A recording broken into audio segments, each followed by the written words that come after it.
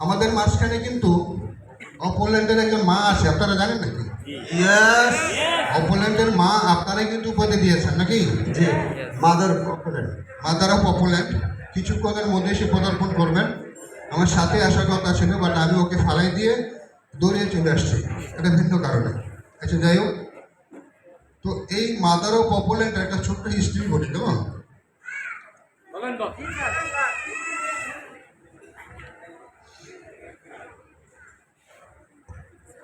ওর নাম হচ্ছে সুমাইয়া রাকিব তাজরিন। ও যখন প্রথম দিন স্কুলে যায় 2007 সালের নভেম্বরের 29 তারিখ 10টা 3 মিনিটে আমরা সানারপাড় শুনি, জানি তো না? সানারপাড়, ঢাকা সিদ্ধিরগঞ্জ সানারপাড় চিনি তো না? হ্যাঁ, আমি তখন গ্যানেক্সে কাজ করি। গ্যানেক্স মিনস হচ্ছে জ্ঞান এক্সেল এন্টারপ্রাইজ, সংক্ষেপ হচ্ছে গ্যানেক্স। তো গ্যানেক্সে কাজ করার পাশাপাশি আমি সিনিয়র স্পিকার ছিলাম। ওই দিন আমার একটা প্রেজেন্টেশন ছিল অফিসে 11টায়, আমি বাসা থেকে বেরোচ্ছি 10টায়। তখন কিন্তু এখনকার মতো এতটা জ্যাম ছিল না, এতটা জ্যামজট ছিল না। বের হয়ে আমি সানারপাড় বাস স্ট্যান্ডে যাওয়ার পরে আমার এক বন্ধু বললো যে, বস এত তাড়াহুড়ো কোথায় যাচ্ছে? আমি বললাম যে অফিস যাবো, টাইম শর্ট। বললো এক কাপ চা খান। আমি বললাম এখন আর চাটা খাবো না, আমার একটা ব্যাড হ্যাবিট আছে, আমি সিগারেট খাই। সে আমাকে একটা সিগারেট দিল।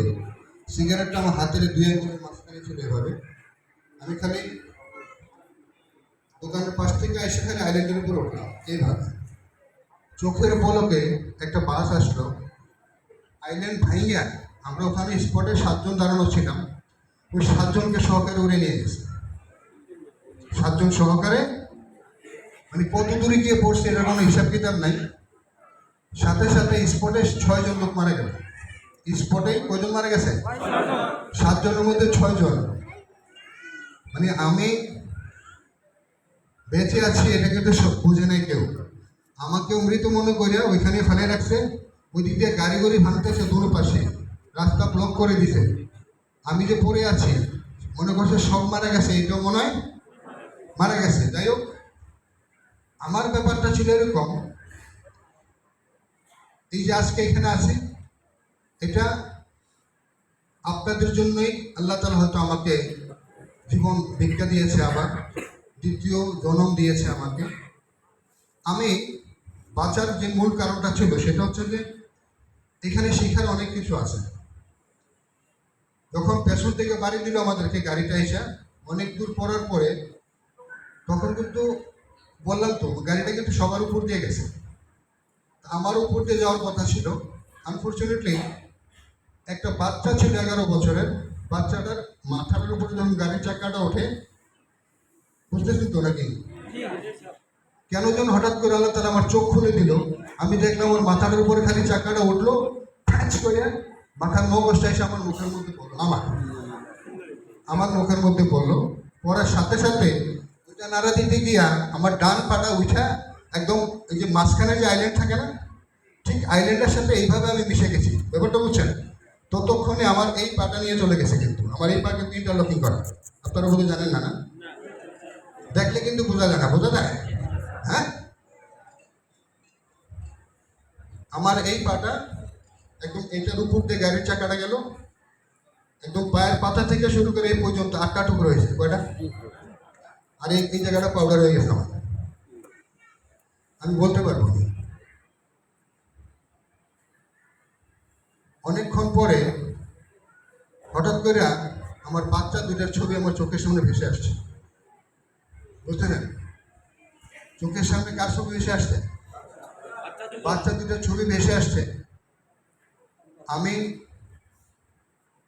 ওই মুহূর্তের কথা বলতে পারবো না আপনাদেরকে, যে এমনি ব্যাপারটা কেমন ছিল, যে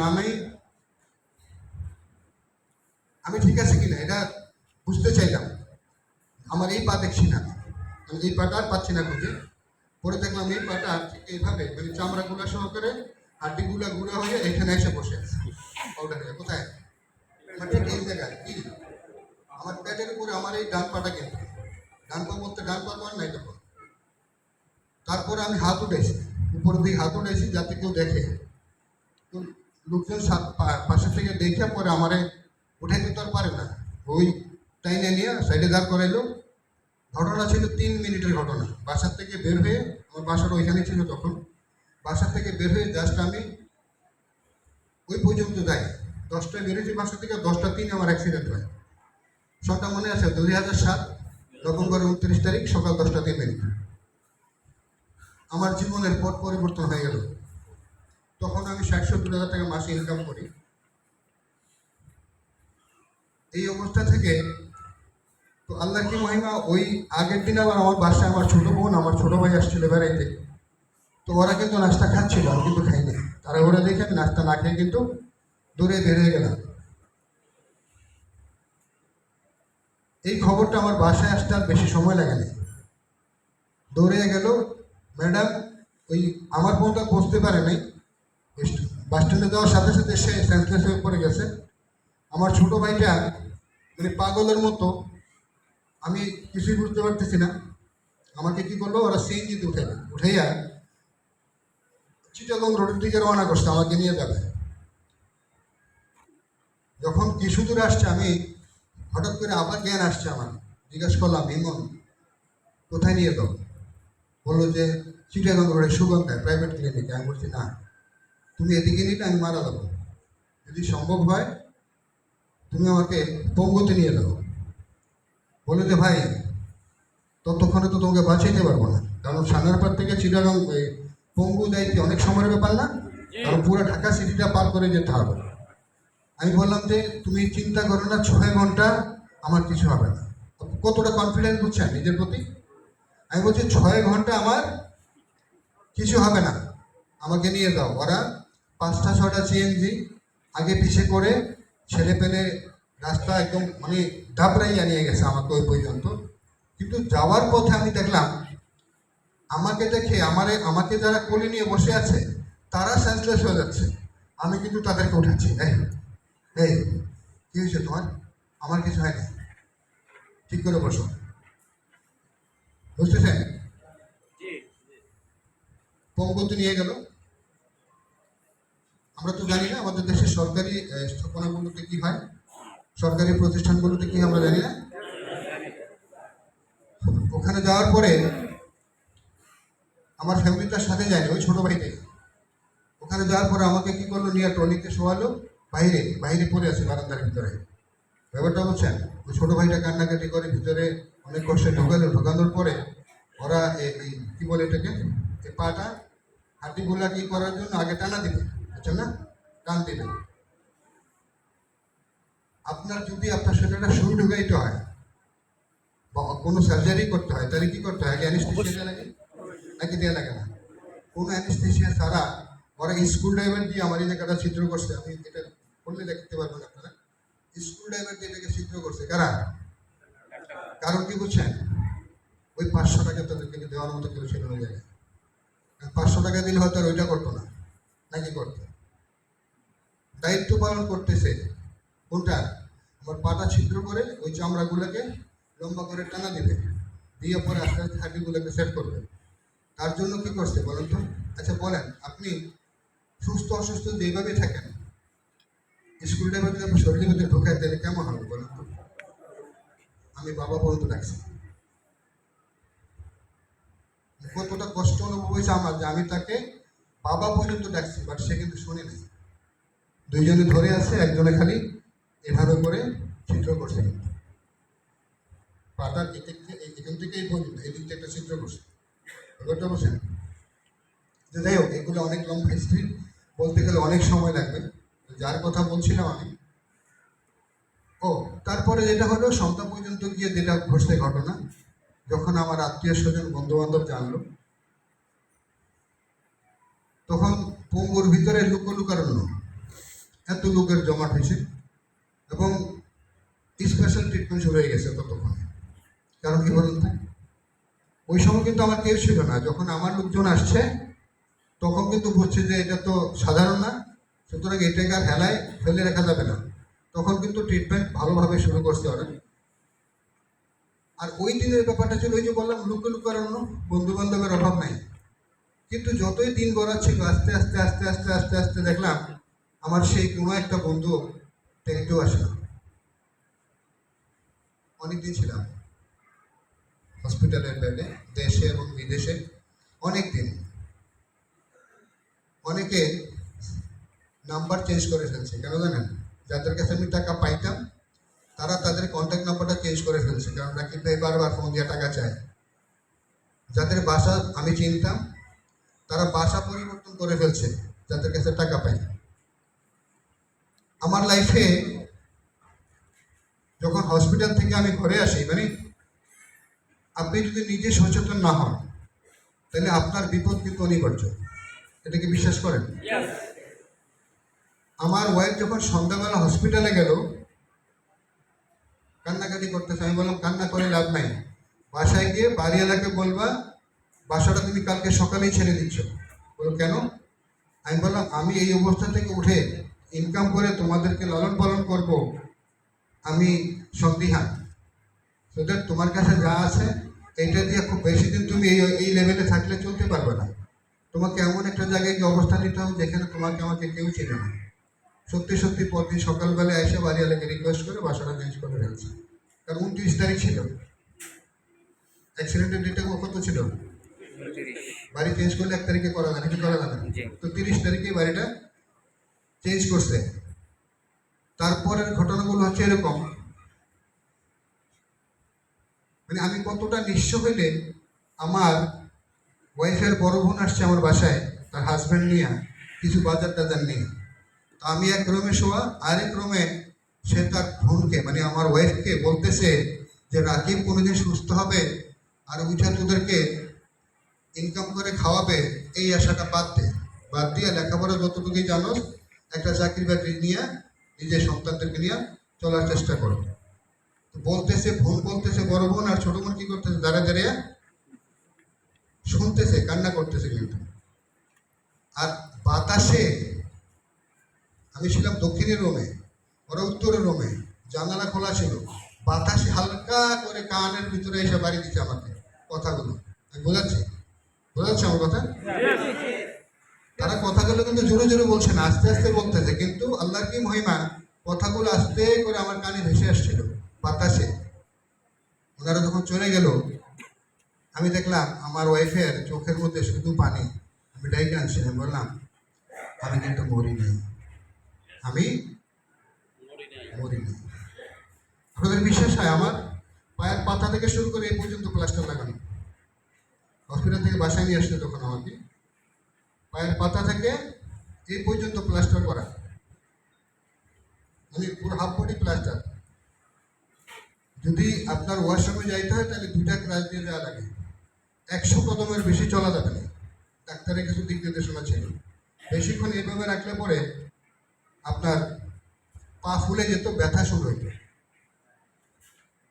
ওই কথাটার পরে ওই দিন বিকেলবেলায় আমি ক্রাশ নিয়ে ওইটা বাইরে চলে গেছি, কিছু একটা আমাকে করতে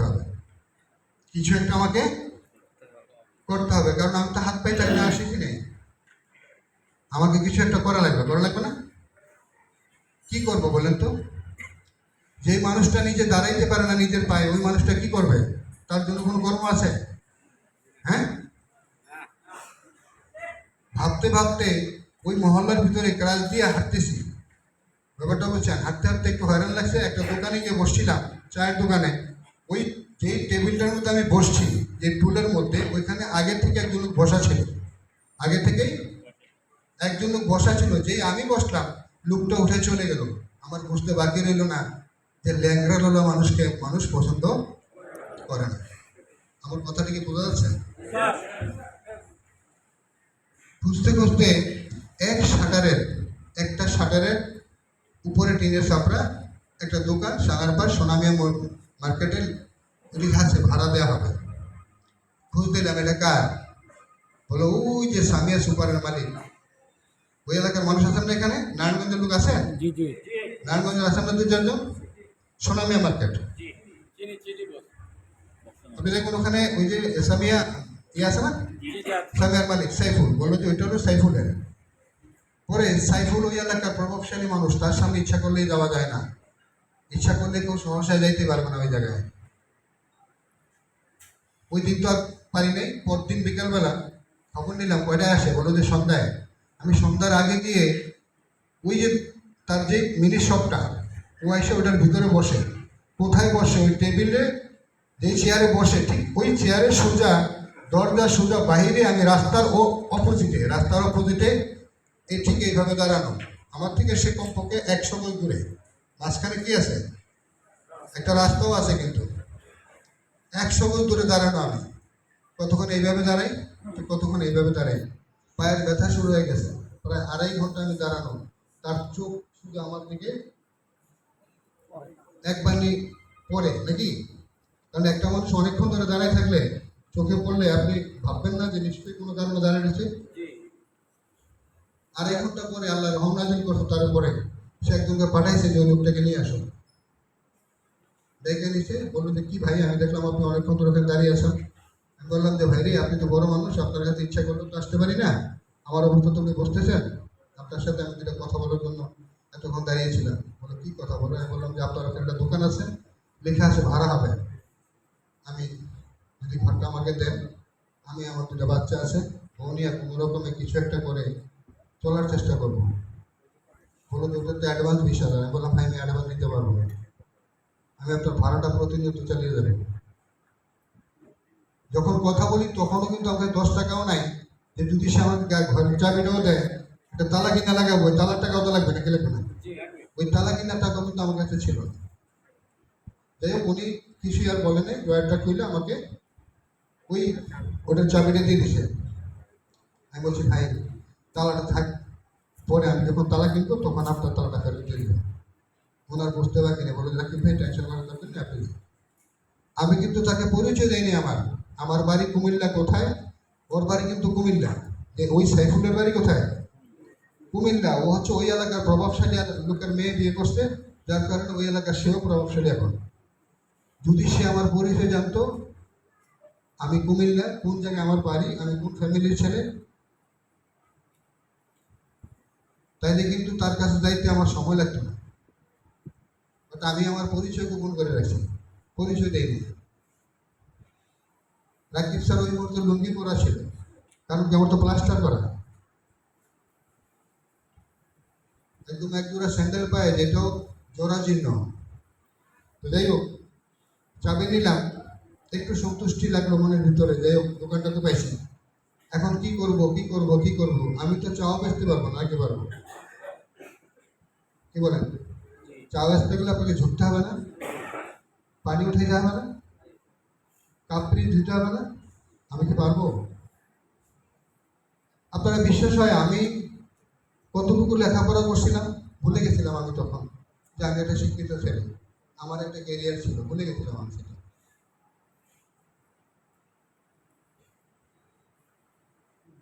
সকালবেলা ঘুম থেকে উঠা আমার নিজের ফোন নাই। ওই যে ফোন ফ্যাক্সের দোকানে তখন 10 টাকা মিনিট নিত না নাকি? দিয়ে একটা দোকান থেকে আমার এক বন্ধুকে ফোন দিলাম, তার কাছে টাকা পাই আমি 20,000। অনেক রিকোয়েস্ট করার পরে বলো যে আসেন। আচ্ছা বলেন তো, আমি কাজলা পাম্পের পেছনে কিভাবে যাব? আমার তো পা নাই।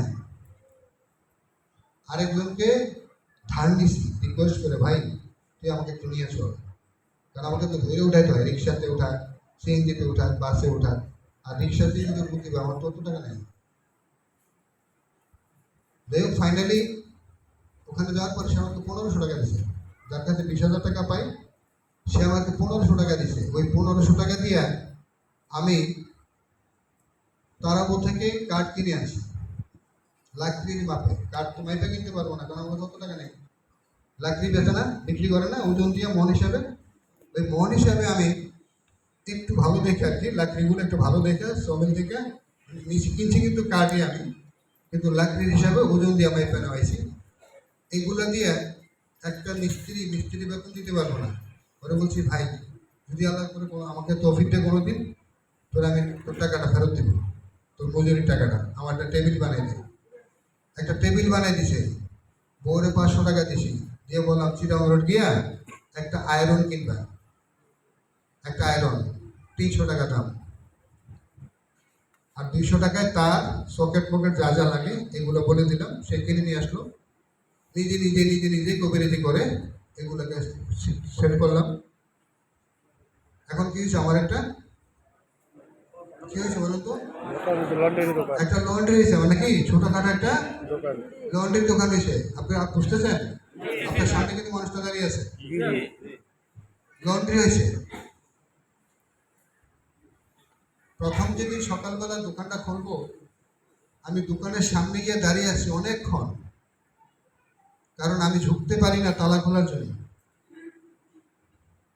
আবার তালা খোলার পরে 3টা সিঁড়ি উঠতে হবে আমার তো ওঠার সুযোগ নেই কারণ আমি তো পাও খেতে পারি না বুঝলেন নেই আমার পা কিন্তু থেকে এভাবে থাকে এভাবে ঝুলে এটা বুঝছেন নিচে 1 ইঞ্চি গ্যাপ থাকে এটা ঝুলে এভাবে তো ক্লাসের মধ্যে ভোট করে দাঁড়িয়ে থাকে অনেকক্ষণ দাঁড়ানোর পরে 3-4 জনকে বলছি ভাই আমার তালাটা একটু খুলে দেন না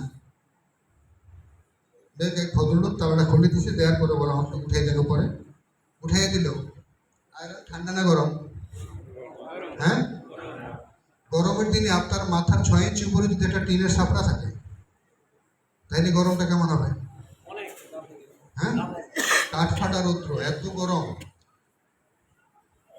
ওই টেবিলটা থেকে এইভাবে তাকাই থেকে বাইরের দিকে দেখি কারো হাতে কাপড় আছে কিনা যার হাতে কাপড় দেখছি তারা ডেকে নিয়ে আসছে ভাই আমরা নতুন দোকান করছি কাপড়গুলো দেন কেউ দিছি কেউ দেয় নেই প্রথম দিন 3 টাকা করে 16 টাকা পর আয়রন করছিলাম আমি কয়টা হ্যাঁ এখন আমার প্রতিদিন কত টাকা ইনকাম হয় আমি কিন্তু জানি না বাট ওই যে 48 টাকা ওই যে 48 টাকা বিকালবেলা তাজরিনকে নিয়ে ওর মা আসছে দোকানের দিকে এসে দেখে আমার শরীরের উপরে সাদা একটা প্রলেপ পড়ে আছে কিসের জানেন সেটা ঘামটা যে শুকাইছে না তখন কি হয় লবণ লবণ ভেসে গেছে পুরো শরীরে ওই 48 টাকা নিয়ে আমরা বাজারে গেছি 43 টাকা বাজার করে 5 টাকা আজও আছে আমার কাছে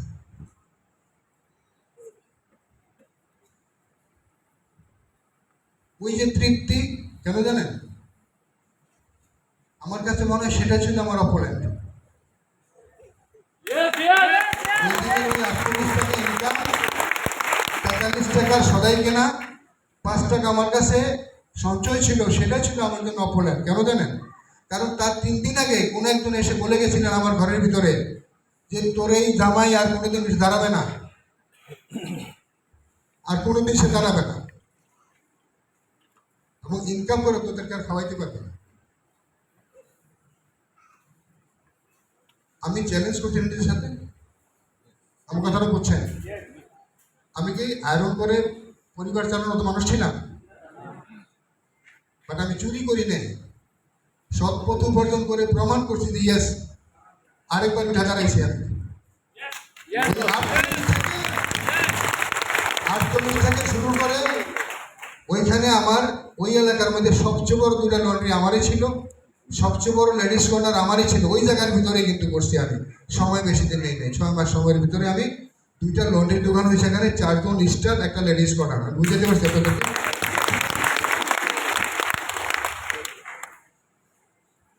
ওই যেদিন 48-এর ঘটনা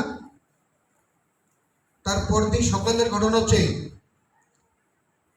তাজরিন প্রথম স্কুলে যায় সেদিন একটা কিন্টার গার্ডেনে তামিম একেবারে ছোট কোলে অসুস্থ ওকে নিয়ে ওর মা গেল আপনার এই যে আমাদের মাতুয়াইলে কি যেন নামটা না হ্যাঁ আচ্ছা ওইখানে গেল হসপিটালে 5 টাকা টিকেটের যাইতে 5 টাকা আসতে 5 টাকা আর 5 টাকা হচ্ছে টিকিট সরকারি হসপিটালে পাঠাইলাম আর তাজরিন গেল কোথায় স্কুলে কিন্টার গার্ডেনে আমাকে বললো মেয়েটা বের হইলে একটু তোমার কাছে রাইখো ও যথারীতি বের হয়েছে বাচ্চারা স্কুল থেকে বের হইলে কি করে সব বাচ্চারা একসাথে দৌড়াদৌড়ি করে না ছোটাছুটি করে বের হয়ে এসে আমার ক্লাসের নাটের ভিতরে তার ব্যাগটা লটকাই দিয়া আরেকটা মেয়ের সাথে হাত ধরে দৌড় দিচ্ছে দিয়ে একটু দূরে গিয়ে উল্টেই পড়ছে রোডের ভিতরে বইরা তার এই হাতটা ছুটে গেছে এখান থেকে এই হাতটা এখান থেকে ছুটে গেছে বাচ্চারা বা আমরা যখন কোনো আঘাত পাই কার নাম ডাকি সব প্রথম মা কয়ে বলি না আমার মেয়েটা বাবা বলে চিৎকার করছে অনেক জোরে, অনেক জোরে। আমার যখন কানে বাবা শব্দটা আসছে, দোকান থেকে এখানে এভাবে দেখলাম আমার মেয়েটা এভাবে উঠে পড়ে আছে, একটা ক্লাস ছেড়ে দিচ্ছে হাত থেকে, বোঝেন নাই? দুটো যেতে সময় লাগবে না, একটা ছেড়ে দিছি, ছেড়ে দিয়ে ওই একটা দিয়ে দৌড়ে ওর কাছে গেলাম, গিয়ে যখন এক হাত ধরে ওরা টান দিলাম, বাম হাত ধরে দেখলাম যে ওর ডান হাত এভাবে ধরতেছে, মানে আলাদা হয়ে গেছে। বুঝতেছেন? আমার কাছে কি ছিল জানেন?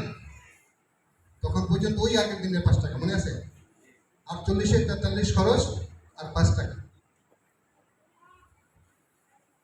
ওইভাবেই ওকে আমি এক হাত দিয়ে টান দিয়ে কাঁধে উড়াইলাম, পুত্র চিৎকার করতেছে, সামনের দিকে মানে ক্রাশ দিয়ে, একটা ক্রাশ দিয়ে আপনি হাঁটবেন, কাঁধে আপনার একটা বাচ্চা মেয়ে, তারও হাত ভাঙা, খুব জোরে হাঁটা যাবে? আমার মনে হয় 300 গজ জায়গা যাইতে আমার আধা ঘন্টা লাগছে, বাসার কাছাকাছি পৌঁছাইছি ততক্ষণে তার মা আসছে। কি হয়েছে আমার মেয়ের? আমার মুখ দেওয়ার কথা বের হয় না। যাই হোক, বাসায় গেলাম, মেয়েকে চিকিৎসা করব, ওই টাকা তো নাই। বাসায় গিয়ে ফ্যান ছেড়ে দিয়ে, বাসা কিন্তু আবার কার্পেট করা, আপনারা বুঝতেছেন? কারণ আমি তো গরিব ছিলাম না, পরিস্থিতি আমাকে কোথায় নিয়ে গেছে। বাসা চেঞ্জ করার পরও কার্পেটগুলো তো ফেলে দেয়নি, এই নতুন নতুন বাসায় কার্পেটগুলো বিছেছে আবার। তো কার্পেটের ভিতরে বসে দোনো পায়ের মাঝখানে, কারণ এটা তো প্লাস্টার করা, দোনো পায়ের মাঝখানে মেয়েটাকে শোয়াইয়া খালি গামছার ভিতরে গামছা পেঁচিয়ে রাখি আর পানি দিই, কারণ এছাড়া আর কোনো উপায় নাই। আর মেয়ে কান্নাড়ি করতেছে সেই সকাল থেকে বিকেল 3টা, সকাল থেকে বিকেল 3টা, তার মাঝখানে অনেকেই আসছে সহানুভূতি দেখানোর জন্য, 5 টাকা করে দেয়, পরামর্শ দিয়ে গেছে অনেক। একজন এসে বললো যে রডগুলোর মধ্যে হুজুর খেয়ে আমি এটা করে হাতটা ভাঙছে, রডগুলো তো হাজি ইলিয়াস সাহেবের, ওনার কাছে গিয়ে একটু সহযোগিতা চান। বাবা তো থাকতে পারি নাই, গেছি ইলিয়াস সাহেবের বাসা হচ্ছে 3 টাকায়, যেখানে আমার দোকানের 3 সিঁড়ি আমি উঠতে পারি না, সেখানে ওর বাসা কোথায়? 3 টাকায়। ক্রাশ পালাই দিয়ে রিলিং ধরে ধরে এইভাবে করে, রিলিং ধরে ধরে আস্তে আস্তে করে কিন্তু 3 তলায় উঠছে, অনেক সময় নিয়ে। অনেক দূর বাদ এসে কিছুক্ষণ পরে আসছে, কি চাই? বললাম যে ভাই এই ঘটনা, আমার মেয়ের হাতটা এবার ভেঙে গেছে, আমাকে 500 টাকা ধার দেন, আমি আপনাকে দিয়ে দিব। উনি খালি আমার মাথা থেকে পা পর্যন্ত একবার তাকাইলো, তাকানোর পরে ভিতরে চলে গেল। প্রায় 15-20 মিনিট পরে উনি রিটার্ন আসছে, আইসা আমাকে 100 টাকা দিছে, দিয়া মানে নিজেকে একটু শিক্ষিত বোঝানোর জন্য বলতেছে ইটস নন রিফান্ডেবল। 100 টাকার নোটটা আমার হাতে দিয়ে কি বলছে? ইটস নন রিফান্ডেবল, তোমাকে টাকাটা আর ফেরত দিতে হবে না, মানে ভিক্ষা দিল, ব্যাপারটা বুঝছেন তো? আমি ওনাকে ওনার হাতটা ধরছি, ধরে ওই 100 টাকা দিয়ে বললাম, ইলিয়াস সাহেব, মানুষকে তার বর্তমান পরিস্থিতি দেখে কিন্তু বিচার করা যাবে না। আপনার কথাটা আমার মনে থাকবে, 100 টাকা আপনাকে মোবারক দিয়ে ফেরত চলে আসলাম। যা আবার তাই হবে, এসে বসে আছি। 3টা বাজে আমার পাশের রুমে যিনি থাকেন, পাশের ইউনিটে একজন ড্রাইভার, উনি গুলিস্তান থেকে চিটাগং রোডে গাড়ি চালায়, আসছে। 850 টাকা তার ওই দিনের আমদানি ছিল। আইসে ঘরে জিজ্ঞেস করছে পাশের রুমে কান্নাকাটি কেন, বললো যে মেয়েটার হাত ভেঙে গেছে, টাকার জন্য ডাক্তারকে দিতে পারছে না। ওই 850 টাকা ধরে এনে তার বউকে দিচ্ছি, দিয়ে আসেনি। ওই 850 টাকা নিয়ে আমি পঙ্গুতে গেলাম, প্রফেসর ডাক্তার জাহিদ সাহেব, যিনি আমারও পায়ের অপারেশন করছেন, এইখানে চিকিৎসা দিয়েছিলেন, উনি আনফর্চুনেটলি সামনেই পড়ছে আমার। বললো কী হয়েছে বাচ্চা? আমি বললাম এই ঘটনা। উনি প্লাস্টার করতেছে, টাকা নেয় নাই, আসলে আমাদের 300 টাকা সেই ভালো লাগছিল। এতটুকু যে কথাটা আপনারা ওই মুহূর্তটা বুঝতেছেন? হ্যাঁ, আমি টাকার জন্য মেয়ের হাতের চিকিৎসা করাইতে পারি নাই, ভেঙে গেছে, সকাল থেকে সন্ধ্যা করাইছে, চোখের পানি ছাড়া কিছুই ছিল না কিন্তু। আচ্ছা, যিনি 850 টাকা দিয়ে আমাকে সহযোগিতা করলেন, উনি তো মানুষ নাকি মানুষ না? তাকে শ্রদ্ধা ভরে স্মরণ করতে হবে না আমার? যদি আমি মানুষ হই, সারা জীবন তাকে মনে রাখতে হবে না? আমি ইলিয়াস সাহেবকে মনে রাখি, তিনি আমাকে 100 টাকা দিয়ে বলছিলেন ইটস নট রিফান্ডেবল। আমার কিন্তু বেশি সময় লাগে নাই, আমি কিন্তু ভিতরে ভিতরে একজন নেটওয়ার্কার ছিলাম। ভিতরে ভিতরে কি ছিলাম? একজন নেটওয়ার্কার ছিলাম। সেই 100 টাকা নন রিফান্ডেবল থেকে শুরু করে পরবর্তী 10 মাসের মাথায় ওই এলাকাতে আমার 16,80,000 টাকার একটা গাড়িতে চড়ে আমি আপলোড করি।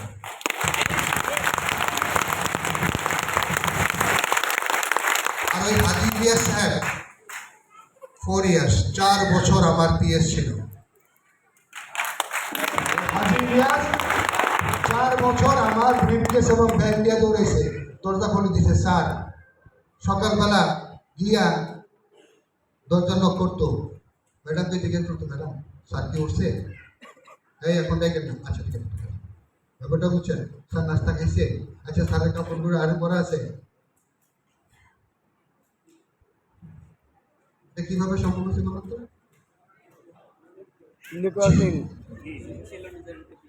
এটা কি ছিল? তোর জামাইয়ার জীবনে ওইটা তোরে ইনকাম করে খাওয়াইতে পারবে না, ওই আশা বাদ দাও, দিয়ে নিজে একটা চাকরির ব্যবস্থা করো। কথা কানে আসছে, মনের মধ্যে জিদ ঢুকছে না? যদিও 48 টাকা ইনকাম করছে, ওই 48 ছিল আমার 48 কোটি টাকা আমার জীবনের। আমি কিন্তু তখনই বুঝছি অপল্যান্ড কি জিনিস, তখন থেকেই আমার মাথায় কিন্তু অপল্যান্ড। বুঝতে পারছি আপনাদেরকে অপল্যান্ড মানে কি? এই সফলতার সবকটাই তো নাকি? ইলিয়াস সাহেবকে আমি এটা আল্লাহ মাফ করো, এটা অনেক বড় কিছু না, সিস্টেমের কারণে উনি রাকিব সাহেবের পিএস হিসাবে ব্রিফকেস নিয়ে ব্যাগ নিয়ে ধরেছে 5 বছর, 4 বছর। তাহলে এটাও কিন্তু ভিতরে ভিতরে জিত ছিল না আমার। হ্যাঁ, আপনাদের মনের মধ্যে কি জিত আছে? কেমন জিত আছে? হ্যাঁ, আরে জেদ করবেন তো আপনার নিজের জন্য, আমার জন্য না তো। জিতটা কার জন্য? নিজের জন্য, কিন্তু নিজের পরিবর্তনের জন্য।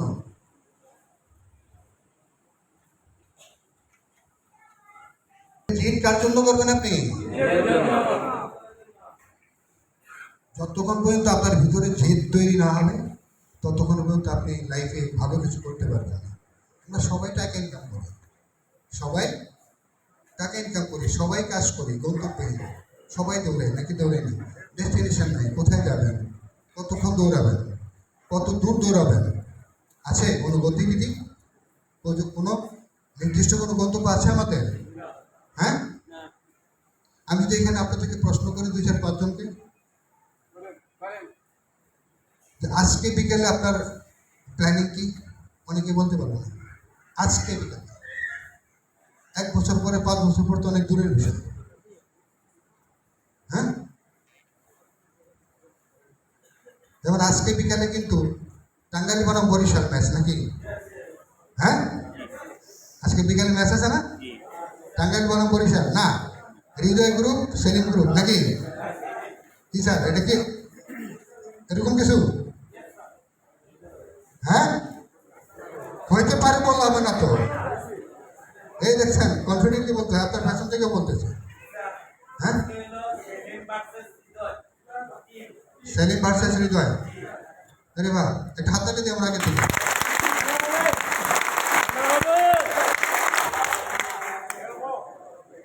যে হারুক আর যে জিতুক নাকি বলেন, আমরা দুটো দলে নাকি?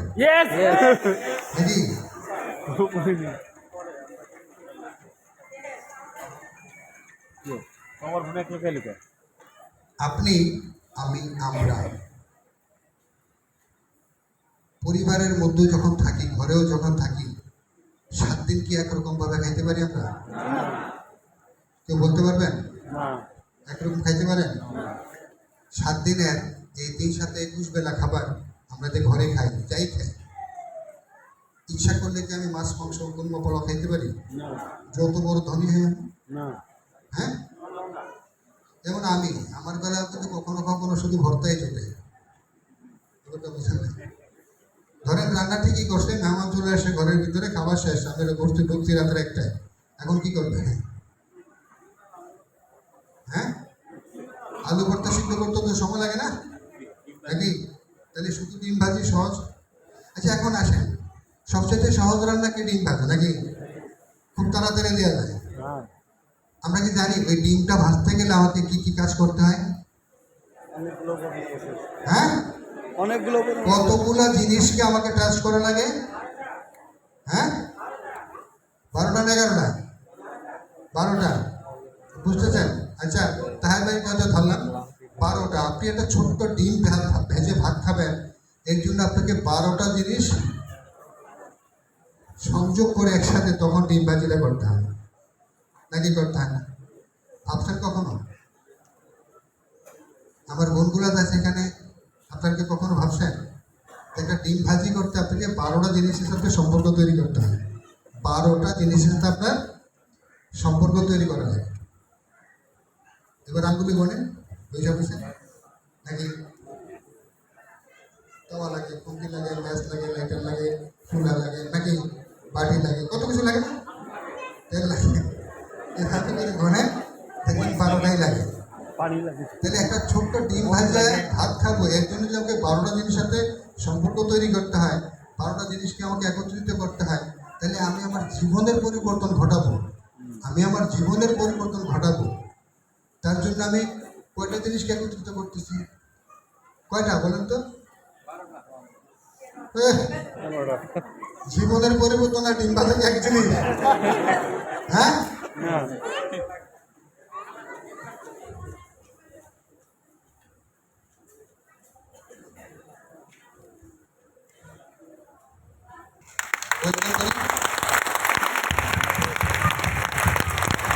আমাদের মাঝে বুঝছেন, আমাদের সন্তানের মাদারও বলেন, সুমাইয়া রাখতে হবে, মাদারও বলেন, সুমাইয়া রাখতে হবে।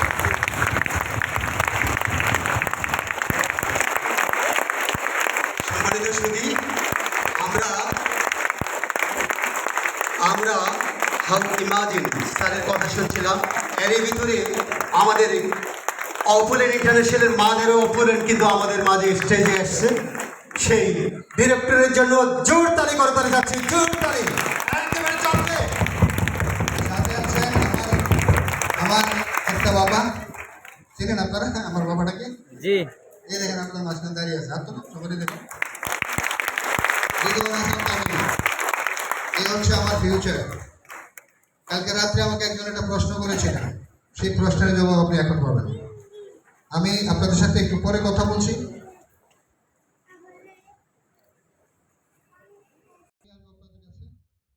আমাদের ফিউচার নিয়ে, যে আমরা কি করছি এবং কি করতে চাচ্ছি, আমাদের ডেস্টিনেশন কি, নাকি জানাতে বলেছেন?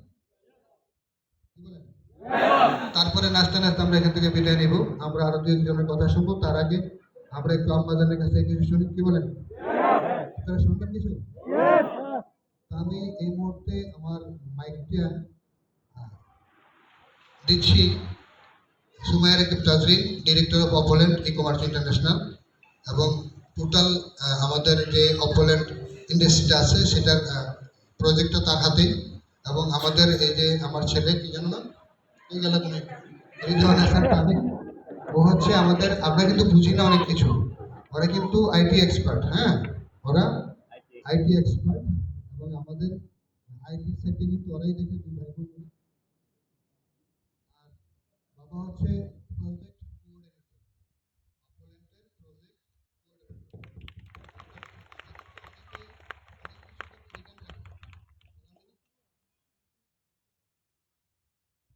আসসালামু আলাইকুম। ওয়ালাইকুম আসসালাম। কেমন আছি সবাই? আলহামদুলিল্লাহ। সবাই হ্যাপি? ইয়েস। আরো জোরে। ইয়েস। Sound good. আমি এই মুহূর্তে সুপার